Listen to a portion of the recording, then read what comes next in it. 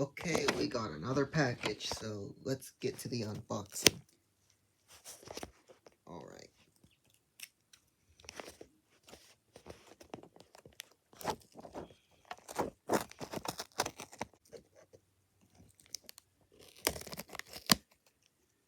Alright.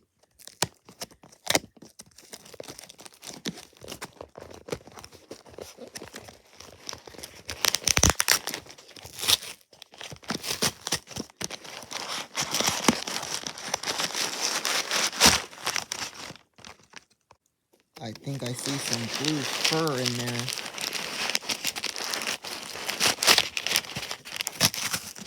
I obviously do see some blue fur. It's the cross-eyed bluebird. And here is the original bluebird plush for comparison.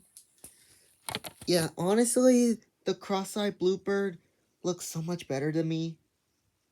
Doesn't make any sound, and his tail feathers is accurate, unlike on the original plush. So yeah, I'm not sure if I'm gonna get 3 of this one. Probably will, who knows. Anyways, thanks for watching.